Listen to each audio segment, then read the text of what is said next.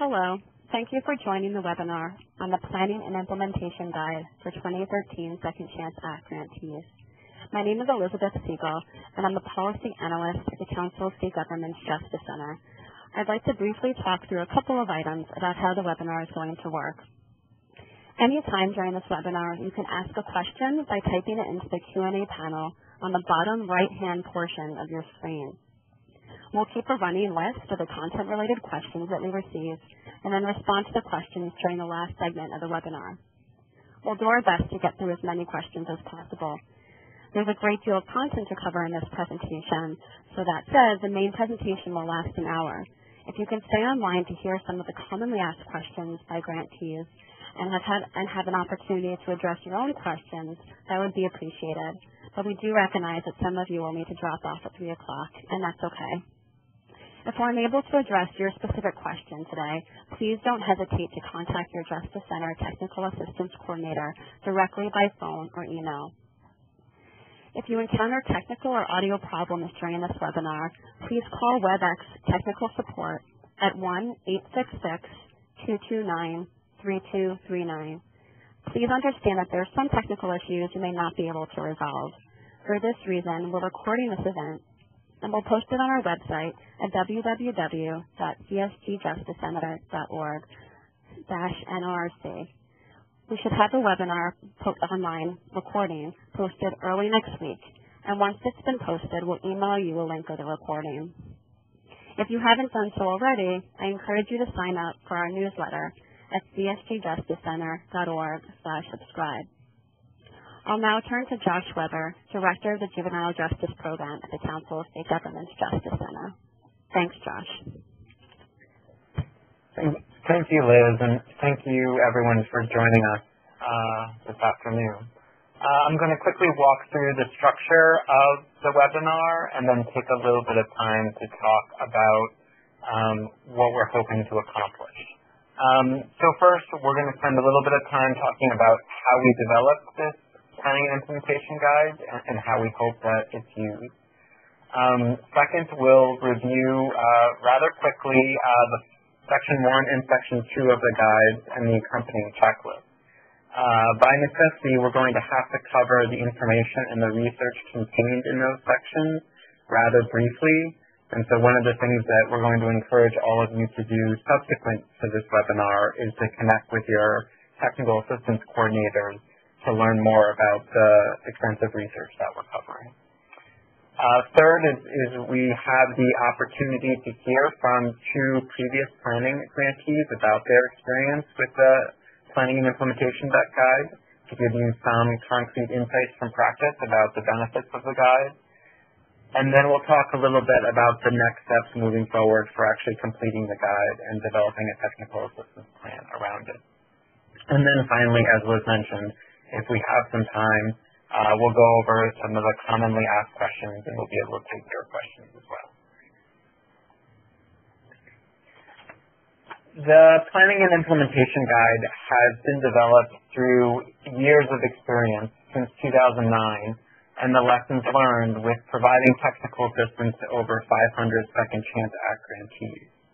So you have the benefit of being able to draw upon those experiences and all of the lessons that we've learned about what it takes to have a successful reentry initiative. Secondly, the Planning and Implementation Guide is revised every year, but there are more significant revisions this year than in the past. And those of you, and there are quite a few, who are implementation grantees, who were previous planning grantees, will notice some significant differences. In particular, for another juvenile justice project that we are doing, we've had the chance to conduct a comprehensive review of the most rigorous research that's been conducted to date on what works to reduce recidivism and improve youth outcomes for youth in the juvenile justice system, particularly youth at the deeper end of the system, like those that you work with. So the Planning and Implementation Guide this year has taken advantage of that unique opportunity and is designed to really reflect that rigorous research on the policies and practices that have been demonstrated to improve youth outcomes. So we're very excited to be able to provide that research to you and to ensure that the planning and implementation information that you're receiving is really guided by that research. To ensure that we are articulating the research correctly, we've also reviewed the guide and the policies and practices that we're recommending with a host of national reentry experts, including researchers, state administrators, and local administrators and practitioners, as well as a diverse group of experts.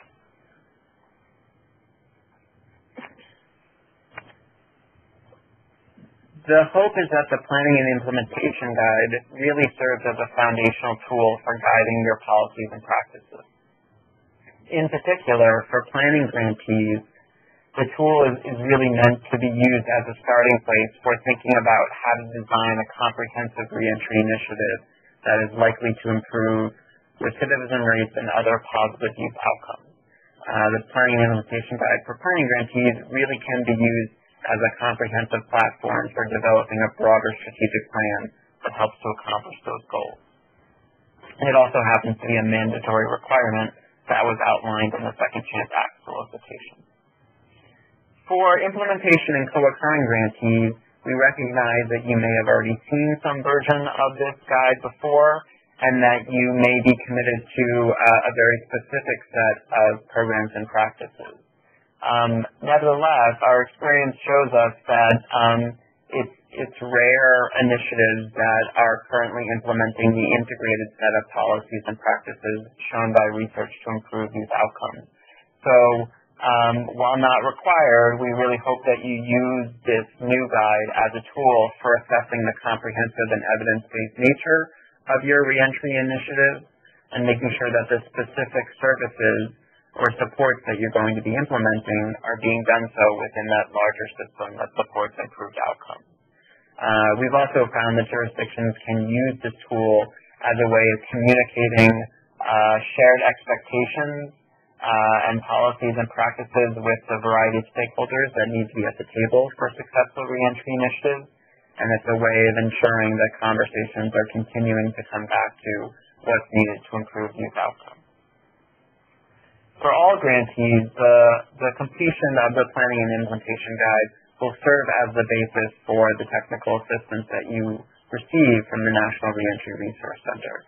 So we really encourage you to not just fill out the guide, but to fill it out comprehensively and accurately, because the level of support that we will be able to provide and the nature of our assistance in really helping you to implement improved policies and practices will really depend upon the information that we receive from you from the guide, where we can identify strengths and also identify areas for improvement. It's also our hope that this guide serves as a tool not just for technical assistance, but really as an ongoing resource to you for self-assessment and for continuously improving your efforts. Thanks, Josh. As you complete the guide, you'll want to note there are several steps to take in partnership with your reentry initiative team and the key stakeholders involved in your initiative. As Josh described, Justice Center staff conducted a comprehensive and extensive review and synthesis of the research on what works to reduce recidivism and improve outcomes for youth in the juvenile justice system. So it's important that you understand this research really well, as it lays the foundation for a large portion of the guide. And I'll go more in depth on this research further into the presentation, and of course you're welcome to follow up with your technical assistance coordinator at any time. First, you'll want to identify and bring together the individuals and organizations that are key to the success of your initiative components. As a group, you'll want to walk through each item of the guide and ensure that everyone's on the same page. If there are items in which you do disagree, be sure to take the time and talk through that particular item or items so that you can really facilitate a united task force. As you answer each of the checklist items, you want to be sure your responses reflect the entire reentry continuum, more specifically the 7 decision points. The 7 decision points, which are presented in more detail in the following slide, are the events in the reentry process that essentially present opportunities for juvenile justice and social service system officials and also community-based partners to collaborate and work towards improving the likelihood of successful reentry for youth. For each checklist item, you'll be prompted to identify the degree to which your initiative has implemented a policy or practice, with 1 signifying that a policy or practice is not implemented, 3 that it's partially implemented, and 5 that it's fully implemented. Your Justice Center Technical Assistance Coordinator will ask that you share how your group arrived at the final scoring for each of these items. We ask that you share your responses with members of your reentry initiative who may not be involved in the completion of this guide, but who are key to the success of your initiative. We also ask that you send your completed guide to your Technical Assistance Coordinator in advance so there's ample opportunity to review responses and engage in a really fruitful discussion. In your January or February call with your Technical Assistance Coordinator, you'll together review the responses, identify gaps and some opportunities, and develop a technical assistance plan for your project period. As you implement your grant, be sure you use your responses as a guide for tracking and reviewing your progress over the course of the project, and develop short-term and long-term plans for improvements, and of course sustainability of your initiative long-term. As you complete the guide, when we recognize not every item is going to apply to everyone, but most of these items will. So for implementation grantees who have been through this process, as you heard Josh describe, this guide is different, as it does reflect the most current research and what works to improve the reentry outcomes for youth. And again, I'll build upon this in greater detail further into the presentation. So that said, when you send your completed guide to your Justice Center Technical Assistance Coordinator, I encourage you to also share any strategic plans or material that reflect any of the content in this guide. So this is a visual of the 7 decision points I referenced, which were first developed in the Transition from Prison to the Community Initiative, or TPCI, and which was a model that was designed by the National Institute of Corrections and ABT Associates to help states really restructure their transition practices to increase reentry success rates for offenders. The TPCI model is a really framework to encourage systemic reentry reform, and it was planned and implemented by a collaborative policy team from different areas like law enforcement, paroling authorities, public human service agencies, etc. And to learn more about this model, I've included a link below the table. As you walk through, you'll notice that the guide is broken down into 2 sections. So Section 1 reflects a large portion of the mandatory grant requirements for planning grantees. The content in this section details the structures and strategies that are used to guide your work, as opposed to the specific types of interventions used. Our research shows that how well an intervention is implemented is just as, if not more important, to producing positive outcomes than the type of practice or program. The checklist in the section will help you determine if you have the appropriate individuals at the table to plan and oversee your reentry initiative. It will also help you ensure there are established defined roles for each individual or representing agency, and that these roles are clarified and formalized. And also, you'll be able to find items related to the measurement of outcomes, as well as developing and documenting the initiative's overarching purpose, vision, goals, and vision and purpose. So you really want to make sure your task force is united and collaborative and on the same page. As you walk through checklist A, so the overarching take-home message here is to ensure that your task force membership is comprised of members who are positioned to really effectuate long-term success of your reentry initiative. The group should be comprehensive, can consist of an array and diverse array of individuals and systems that impact youth returning from out-of-home placement. While it's important this group contributes to the development of your reentry initiative, what's equally as important is that this group is committed to the long-term success of your initiative with respect to ensuring effective implementation from beginning to end, and also displaying commitment to long-term sustainability.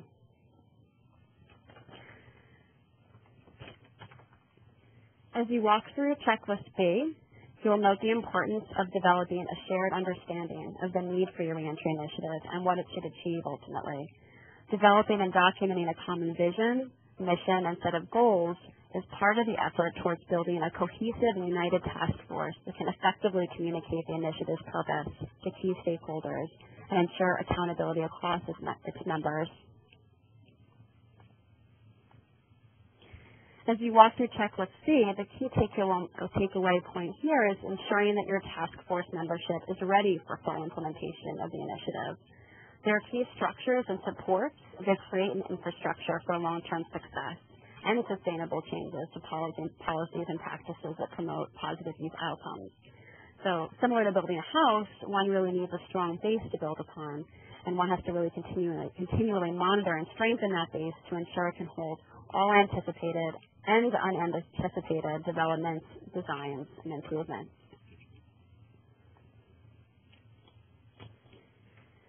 As you walk through checklist D, it's vitally important that your initiative planning results in measurable reductions in recidivism and positive outcomes for youth. As you review each item, please keep in mind that the only way to really make progress towards meeting your goals is to collect data from the start of your initiative, continue collecting data throughout the initiative appropriately and effectively, share that data, and use the data to inform policy and practice decisions. As Josh mentioned earlier, Section 2 of the guide is based upon the research conducted by Justice Center staff in collaboration with some experts and its experience with Second Chance Act grantees. This section summarizes the 4 principles highlighted by this research, which when taken together promote positive youth outcomes, including reductions in recidivism. In this section, you'll find a series of corresponding checklists that helps you connect the research to practice and helps you make informed decisions on how to use your resources to improve reentry outcomes for the youth you serve, who in addition to being served by the juvenile justice system, are often impacted or at risk of being impacted by multiple service systems. The items in the first checklist form the substance of Principle 1, which states that supervision, service, and resource allocation decisions should be based on the results of validated assessments.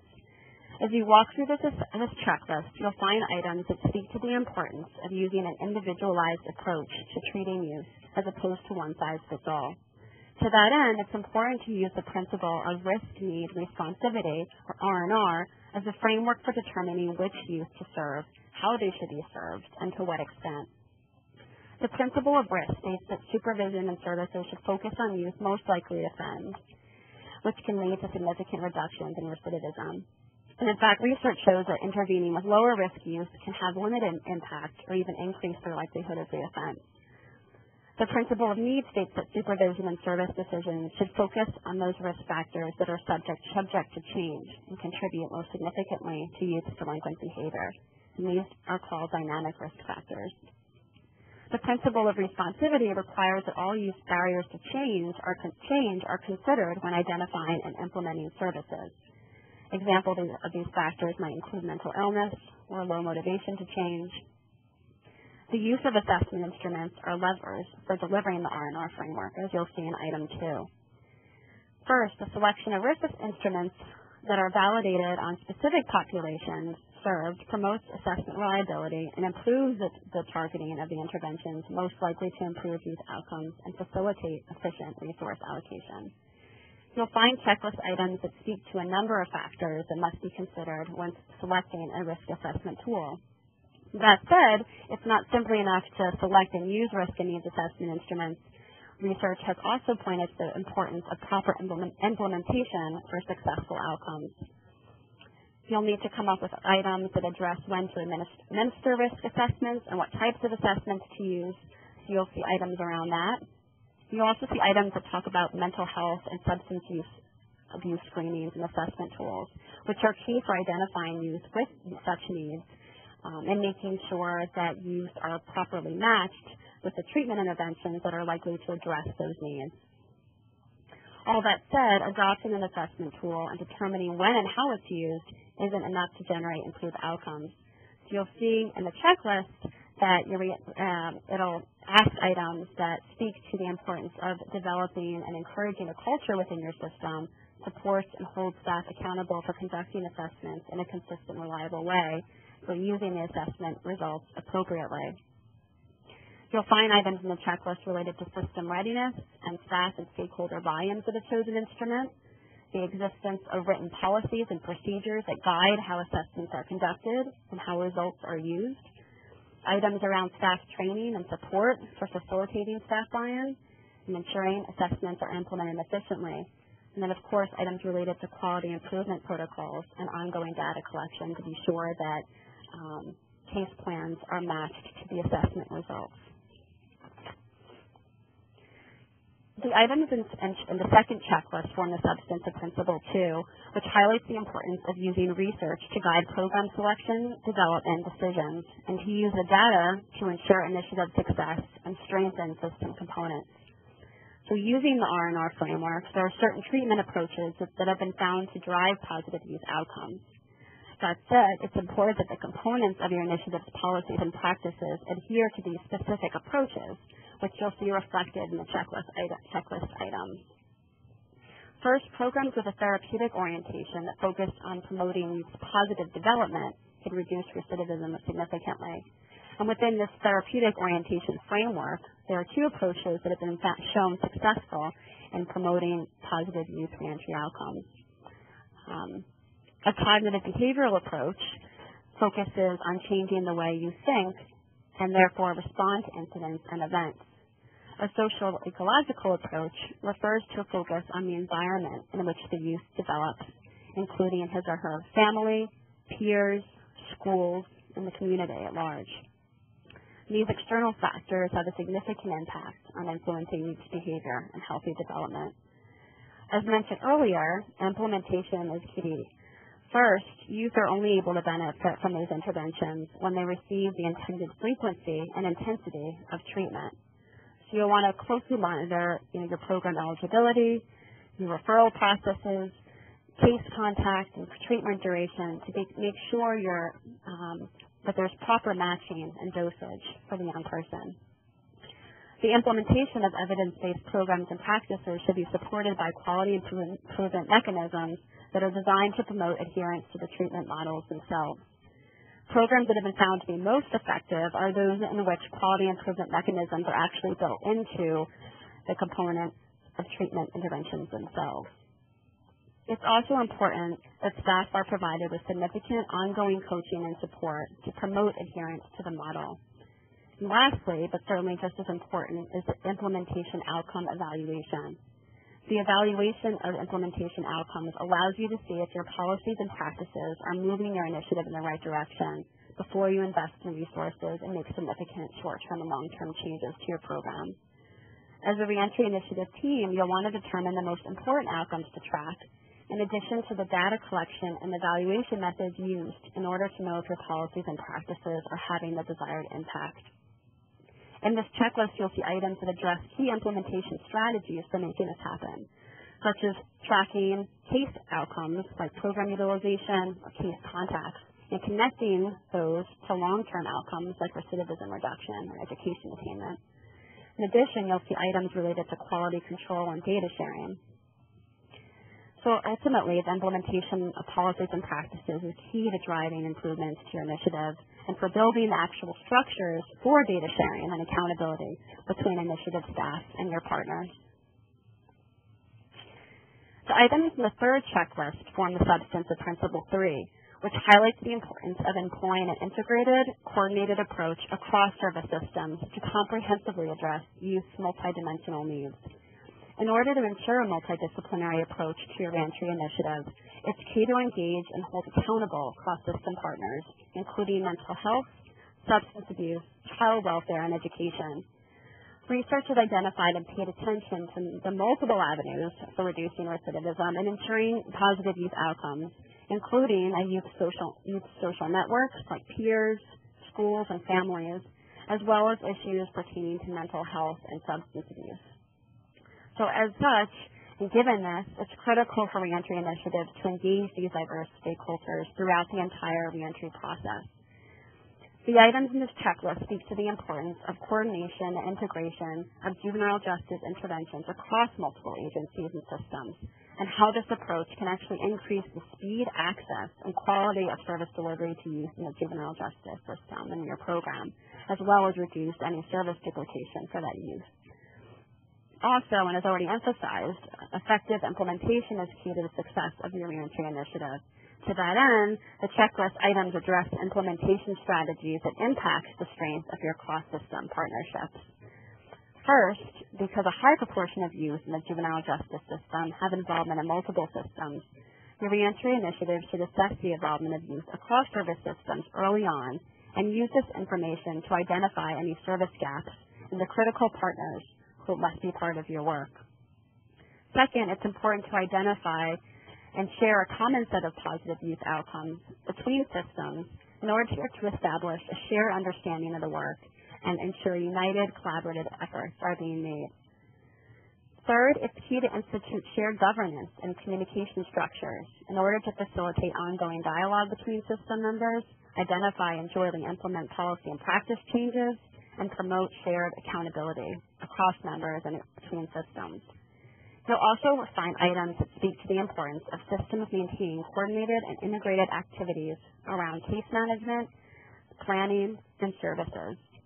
You'll also find items related to ongoing cross-system training, which is important for building knowledge of other systems and for supporting the implementation of cross-system work. And finally, systems should be sharing and collecting data related to implementation and outcomes and using this data to support needed progress across systems. The items in the fourth checklist speak to the substance of Principle 4, which cuts across all principles. It focuses on the importance of employing a developmentally appropriate approach across the entire juvenile justice continuum. As a growing body of research tells us, there are fundamental differences, both neurologically and biologically, between adolescents and adults, which has implications for youth's engagement and risk-taking behavior, and also youth's limitations in processing long-term consequences of decisions and actions. Because of this, reentry initiatives that are tailored to adolescents' developmental needs are more likely to generate improved outcomes for those youth served. The content in this checklist reflects 5 key ways your initiative can support this developmentally appropriate approach. The first point speaks to the importance of working with youth families and other supportive adults throughout the entire reentry process, from case planning through release and supervision. The second point uplifts the importance of interacting with youth in ways that are motivational, supportive, and cognitive behavioral, so that youth can develop more pro-social skills and attitudes. The third point reflects the evidence supporting supervision and accountability practices that emphasize certain aspects like incentives and restitution, and consequences that are immediate, certain, and proportional when needed. Also, it emphasizes the use of graduated responses to noncompliance. These key aspects are really important towards addressing the youth's behavior in a way that is developmentally appropriate. And the fourth point highlights the importance of youth's perceptions of procedural fairness. The research shows that how fairly a youth believes he or she is being treated by adults in the system impacts his or her attitudes about the legitimacy of the system, and in turn influences youth's compliance with the law and supervision stipulations. As you walk through the checklist, you'll find items related to providing youth with opportunities for expression and meaningful participation in shaping system decisions and experiences. And you'll be able to examine the extent to which your initiative seeks to directly address these system biases and disparate treatment across the reentry continuum. The final point acknowledges the distinct developmental needs of older adolescents in the system and addresses specific strategies systems are using to support successful transition to adulthood for this population. It allows you to look at that for your own initiative and really work with other people to come up with some strategies.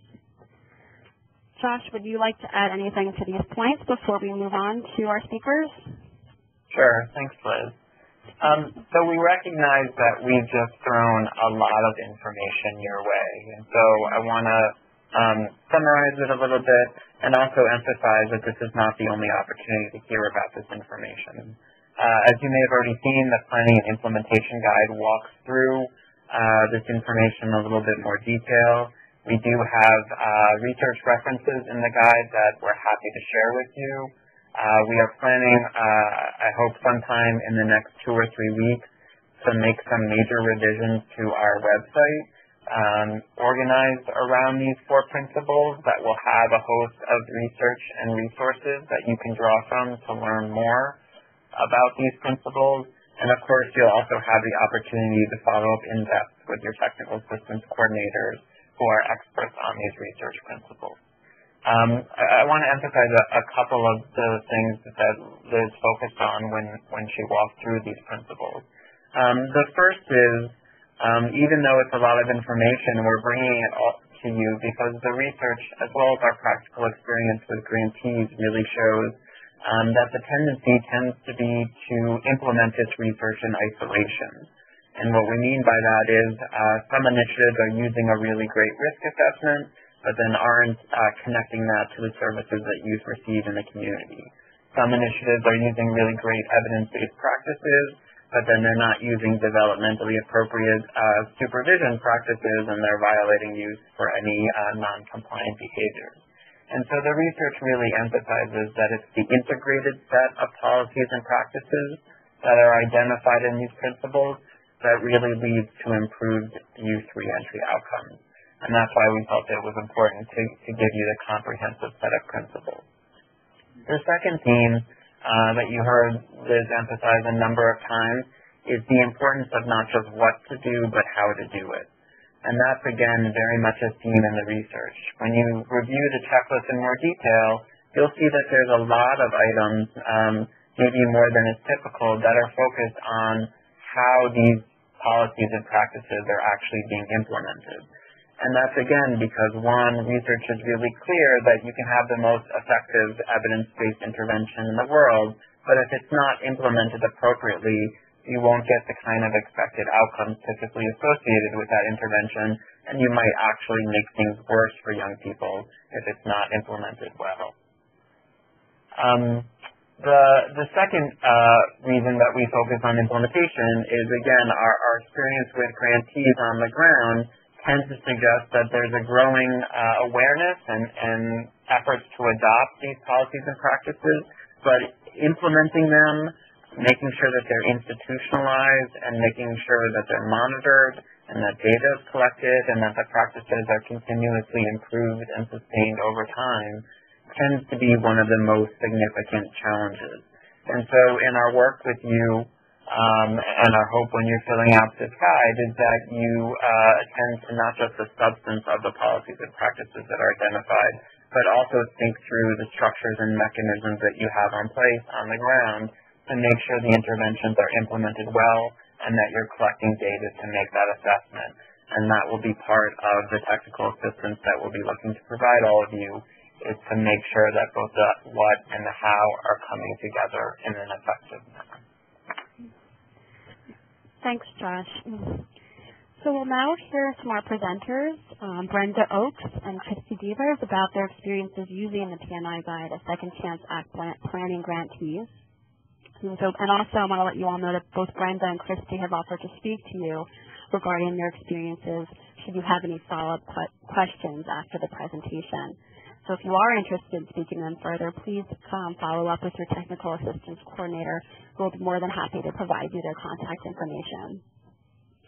So our first presenter is Brenda Oakes, who serves as Youth Violence Prevention Planning Coordinator for Palm Beach County's Criminal Justice Commission. Palm Beach County Board of County Commissioners is one of the 10 FY13 Second Chance Act implementation grantees and was a former Second Chance Act planning grantee. Brenda is also one of the longest-standing members of the county's Juvenile Justice Board, representing a strong front for prevention and innovative approaches to crime and delinquency prevention and reentry.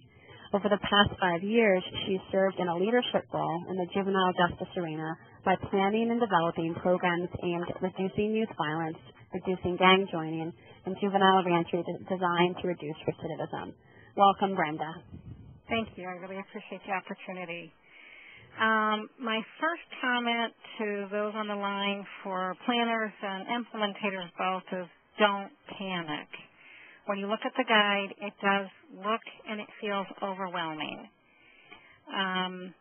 The more stakeholders you have at the table, the more work you have to do to get toward consensus. However, in the long run, the more work you put into it up front to get the best guide that you can and to answer those decision points, the more successful I believe that you will be in the long run. Trying to take a shortcut or skip through the process or have one person do all the ranking or 2 people. It will save you time, but you won't get the end result. When you schedule, when you decide to get together to use this tool, we used it to drive our strategic plan.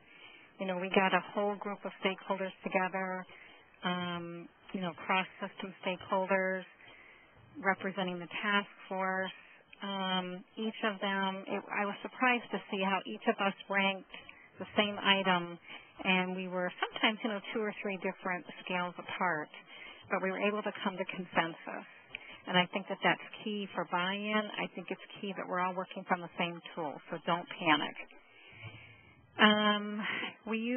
We went back and looked at the 7 decision points on a regular basis, and we still do. It helps us to identify where we need to be prioritizing and what we want to put in our strategic plan. Couple areas that we really were unaware of that we really needed to work on in Palm Beach County. We consider ourselves a very progressive county, and we like to, because we have a criminal justice commission and we have a very good working relationship with our criminal justice system in the county, we believe that we're very progressive. However, when we started using the tool, we realized that we really have a lot of work to do. However, all the stakeholders at the table were willing to do the work and willing to put in the time. It's been about 3 years now that we've been working on either our planning guide or our implementation guide, and we haven't lost any of our stakeholders. Also realize when you're looking at the tool and you're using it to drive your strategic plan, there's going to be some policies, some issues that you're not going to be able to get changed right away. Like for us, some of the issues and some of the principles where we feel that we're not doing very well, or we scored a 5 in, they're driven by either the Florida statutes, they're driven by Florida Administrative Code, and it's going to take us a lot more time to move the needle on those principles. We are also using the guide to identify our gaps in services and our needs for policy change. Based on the strategic plan, developing our strategic plan, and using the guide, we identified in several areas where we had weaknesses, where we had 4s and 5s. We went back and looked at those and found that, in fact, in Palm Beach County, in some cases, our youth are staying on probation twice as long as the youth in a comparable county, the county right next to us. So, it causes you to go back and look and do some further investigating into why do you have a 4? Why do you have a 5? And how do you compare to your comparable counties? How do you compare to the rest of the state? And what's the barrier that's causing you to have a 4 or a 5? So that's something that we now, in the implementation part of our strategy, we have an entire program addressing just length of probation, restitution, a variety of different issues that are keeping youth on probation for a much longer time, which is also causing a lot of violations of probation. It also caused us to look at the way we do contracting, and contracting in terms of blanket types of contracts. We really want our providers to be more flexible. When we looked at the new guide, we noticed that there were some new research out, some new best practices, and we want to be able to implement those practices right away. We don't want to wait a year and continue to use an old practice just because we were bound by a contract. So we've really changed our contracting process as well. One of the areas where we did identify that we are weak is in terms of we have the commitment of all the stakeholders around the table, but we don't have it as strongly with the community. In particular with the use of the assessment tool and allowing that tool to guide probation, to guide a variety of different things that were already occurring in Palm Beach County. And we've started to use the guide, and now we use the guide, we use the best practices, we use the research that have all been provided to us through either the guide or our technical advisor, then to educate the community, educate our judges, and that's been very, very helpful because it's not just the Criminal Justice Commission or Brenda Oaks meeting with our local community or our policymakers, we have research to back that up. And I know Josh mentioned earlier that sometimes there's a disconnect between each one of the principles, and that's one of the areas where we really are trying to connect the best practices with the services that we're providing. We actually have a huge disconnect in a couple of the areas. Developing priorities, it was very overwhelming for us because in the state of Florida, youth return, they exit into 3 different systems. One, the juvenile system, which is a state system. One, the Department of Corrections, which is an adult system. And then the third one is for our youth who are direct file as adults but stay in the county. They have their own system. So for us, if you can imagine, we use the same tool. We just completed it 3 different times for each one of the systems. And we were totally overwhelmed when we started because we had 3 different systems, 3 different scorings, and it was very difficult for us to decide where to start. We had 3 separate subcommittees addressing each one of those issues of our juvenile subcommittee. Our juvenile subcommittee is under our countywide reentry task force. So it started to get somewhat convoluted because we had so many different subcommittees. However, what we decided to do was we let those subcommittees continue to meet and report back to the overarching countywide task force, and they are able to continue to work on just their own unique priorities in each one of those subcategories or subcommittees. Right now, we just finished reviewing the new guide with our team as well, because now we are an implementation grantee. And we finished our planning. We're focused now on just juveniles who remain in the juvenile system. And how we're planning on using the guide now that we've completed it, is we're going to use that as our baseline as we move through the implementation process so that we can measure, which principles we'll be able to move the needle on, which ones have we not been so successful on. So hopefully annually, we will look at the tool and we'll be able to measure our successes by reevaluating ourselves, our programs using the tool. I want to thank everyone for your time. I'll be happy to answer any questions at the end of the webinar during the question and answer section. Thank you, Brenda. Our second presenter is Christy Devers, who's an MSW and a program specialist at Washington State Department of Social and Health Services, which is also one of the 10 FY13 Second Chance Act implementation grantees, and it was a former Second Chance Act planning grantee. Christy has over 16 years of social service, juvenile justice, and rehabilitation experience. She's responsible for the oversight of the OJJDP Second Chance Act Juvenile Implementation Grant and other duties related to juvenile rehabilitation statewide reentry efforts. Welcome, Christy. Thank you. I'd like to apologize right up front. I have a cold that I just came down with, so excuse me if I have to clear my throat a little bit. So in Washington State here, we had a little bit of a different approach in using the Planning and Implementation Guide. Because we are a statewide agency and we cover a lot of ground in terms of our continuum of care, we have oversight of state institutions, community facilities, which are also known as group homes, and parole offices.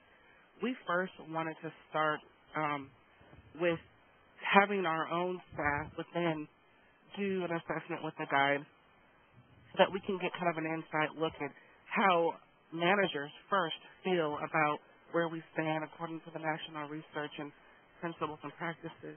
So we first sent out the guide as it was to managers all the way from our headquarters to the superintendents over the institutions and administrators over all of our programs, and had them do the assessment. And once we got their feedback and was able to kind of gather the feedback and kind of chunk it into themes based off of the answers, we set that aside, and then we took another look at the planning guide and tried to come up with a more user-friendly way to send that out to our direct care staff. I believe Brenda mentioned when you first look at the guide, it is very overwhelming, and you really don't know where to start or how to start. And so we didn't want our direct care staff who have oversight in the 24/7 facilities to be overwhelmed, and we didn't want it to be a deterrent of them actually filling out the assessment. So we worked with our research and analysis division to kind of condense it a little bit, plain talk it, so that they could easily look at the questions, see what content we're asking them to assess, and just provide us a score. And that took about a month or so to kind of get that condensed. And once we did that, we took those questions and we put them into a SurveyMonkey and sent them out through email to all of the staff. And we gave them about 21 days to complete that survey, in which we called the Youth Reentry Survey, but they were the questions from the guide, content from the guide. And we got their feedback, like I said, at the end of 21 days. We chunked that information into themes, and what we found is that there were, great similarities between what the managers across the continuum had come up with and what direct care staff had come up with, which was great. And then we provided that information to our executive team, and we identified those themes as our reentry gaps. And so the great thing about doing that process and the way that we've done it and gotten feedback from statewide staff at multi-levels is that it helped to really confirm, one, that we were on the right path with the areas that we were already looking at even before we applied for the grant, that we knew that we needed to provide some enhancements. And the second thing was it brought up some areas that we weren't really looking to enhance that were brought to our attention. So this tool has been a really great assessment for us in being able to really take a great look at, an in-depth look at our system internally. And then we were able to share some of those things with our task force and have them do kind of an assessment as well. And a lot of it was more so of informing them, because our state, being that we're statewide, the task force agreed with the things that we were able to come up with as a result of everyone completing the assessment, and they all were on the same page and helped to kind of inform us in ways to approach certain areas. For instance, one of the gaps were community outreach. We don't do so well with inviting the community in and having them be a part of our youth reentry planning. So we were able to get some really vital feedback from them on how to approach those areas. So a very quick and short description of what we did with the guide. So thank you. Great. Thanks so much, Brenda and Christy. Appreciate it. So before we end our presentation today and address some of the commonly asked questions that grantees have in completing the guide, and also address your specific questions, I wanted to review some important next steps in this process.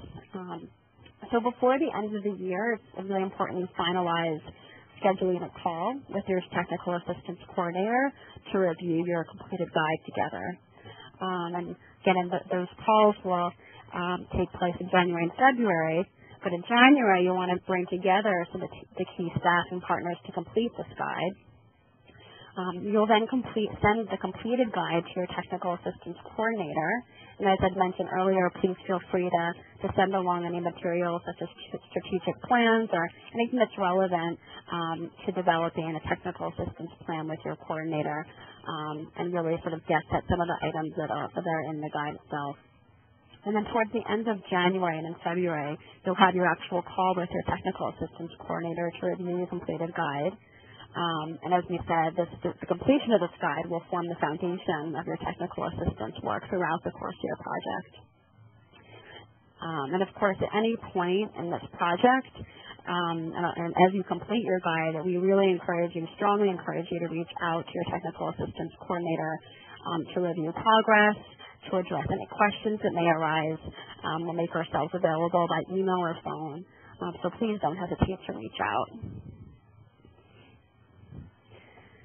So after having experience working with Second Chance grantees to complete the guide, staff come across some frequently asked questions that we wanted to spend some time addressing, and that might get some of the questions you have. The first question is, will BJA or OJJDP look at our completed guides? And if so, how will they be using our responses? So as we mentioned, the guide is a mandatory requirement for planning grantees. So to that end, OJJDP will be seeing the responses. And we don't know how specifically they'll use the responses. However, completion of the guide does highlight the activity of your task force and also provides evidence of your collaborative efforts to create a real multidisciplinary membership within your task force. So that the completion of this is really evidence of the work you're doing and really speaks to that. The second question is, what if we cannot get everyone who should complete this guide to the table in time? Should we still complete the guide, and will we be penalized if we don't? So it's important to note that completing this guide is an iterative process. So if you can't get everyone to the table, we ask that you still attempt to complete the guide with those who are available, and then share the results with your task force members and partners, again, who are key to the success of your initiative. And of course, there will be opportunities, and we encourage you to revisit the guide as you monitor and assess and work towards strengthening your planning and implementation efforts. So taking part, yes.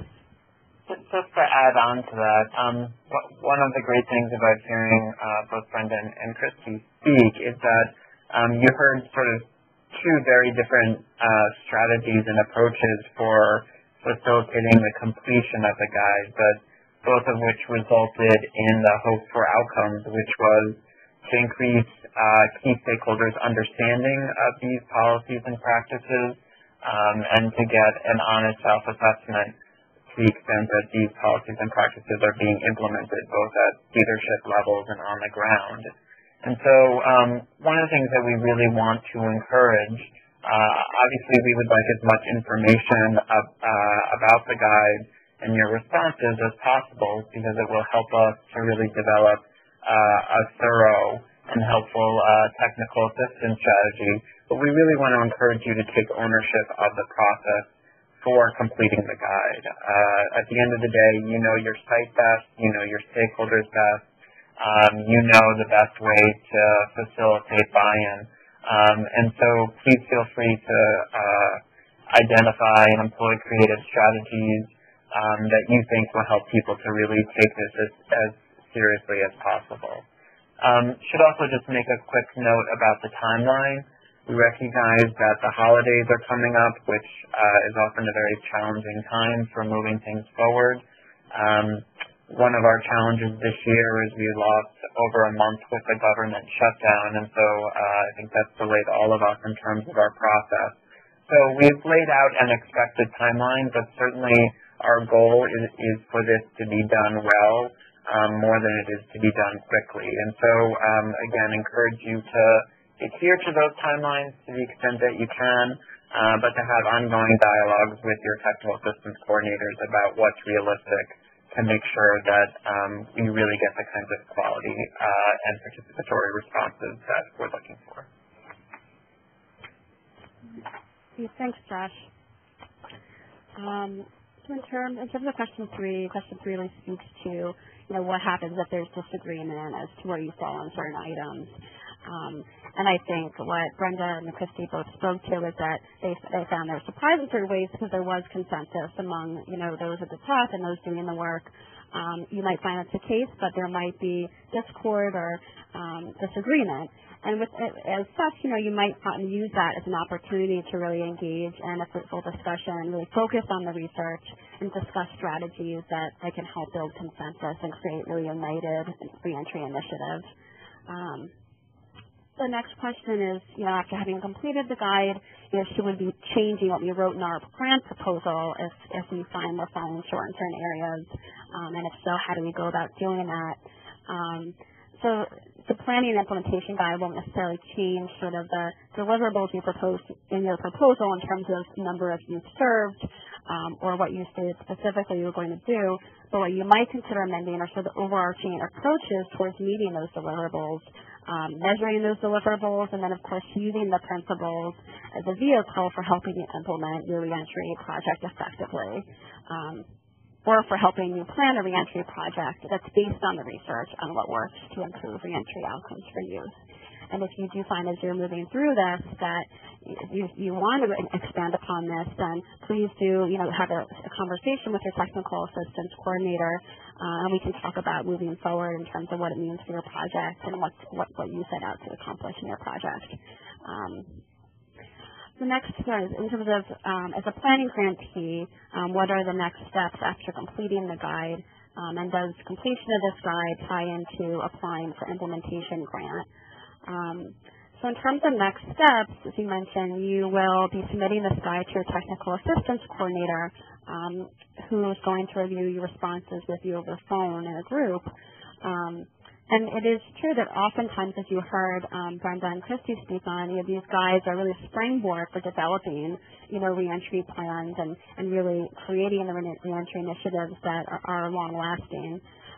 So when solicitations appear for second chance afterwards in the spring, agencies interested in applying for implementation grants are required to submit a strategic plan in their proposal. So this guide could be a helpful tool for creating the foundation, for building that plan, and a plan, of course, that's based off of the research and what works to improve reentry outcomes for youth. So you're certainly positioning yourself well to do that. And again, that's another way that your technical assistance coordinator can support you along the life of your grant in thinking long term and talking about sustainability. Next question is related to those grantees who are serving youth with co-occurring disorders. So we have 5 grantees who received this award. And sometimes we get questions related to relevancy. So if there's a question on needing to complete the entire guide, and since there are only a few items to speak to the specific behavioral health concerns, what are the next steps? So we do ask that you do your best to complete as many of the items as you can, as most of the items will apply to your reentry initiative. But we also recognize there are a few items related to mental health and substance abuse, and the list isn't exhaustive. So, to that end, we will be sending you a more detailed behavioral health checklist that you can complete as a team and with your partners, and we'll review that together, you and your technical assistance coordinator. So that checklist is forthcoming, but we will be sending you a more detailed breakdown for those grantees who are focused on youth with co-occurring disorders. So at this time, if you have any questions, you can please type them in the bottom Q&A box. If not, we will. Okay. Josh, do you have anything you'd like to add before we close out today? No, I just want to give people a few minutes. If you do have questions, please type them in, and we'll wait a few minutes to see if any of those questions come in. Again, if you don't want to ask a more individualized question in this forum, we encourage you to follow up with your technical assistance coordinator at any time, who's happy to help. Okay, great. So this question we did get is, when do you expect to send the behavioral health checklist? So we do hope to send that to you all early in the new year, and we will inform you of when that checklist will be sent. So please be on the lookout. But that checklist will be coming shortly within the next couple of months.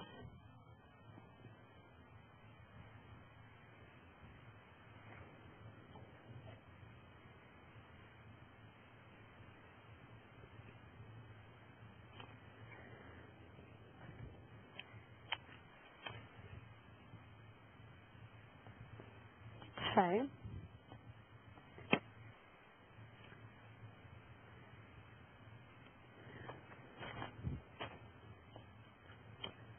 Okay, well, as Josh said, please feel free to follow up with your technical assistance coordinator at any time by phone or email after the close of our presentation, and we'd be happy to talk with you.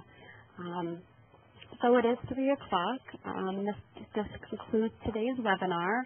I want to thank you all for participating, and thanks again to our presenters, Brenda and Christy. We really appreciate your feedback and input and insights. and on your experiences. So to you all, after you exit the webinar today, a brief survey is going to appear on your screen. So by answering the questions in the survey, you'll really be helping the Resource Center improve on the services we offer. So we'd greatly appreciate it if you would take just a few minutes to complete the survey. We'll email a link to the recording of this presentation, as I mentioned, as well as a link to a PDF of the PowerPoint slides used in the presentation early next week. And these slides will also be made available on the National Reentry Resource Center's website. And then lastly, I encourage you to sign up for our newsletter. We will be having more juvenile justice specific newsletters in the coming new year, so please be on the lookout for that. And also some upcoming juvenile justice themed webinars, which we will be letting you know about. So thank you again, and this concludes today's webinar.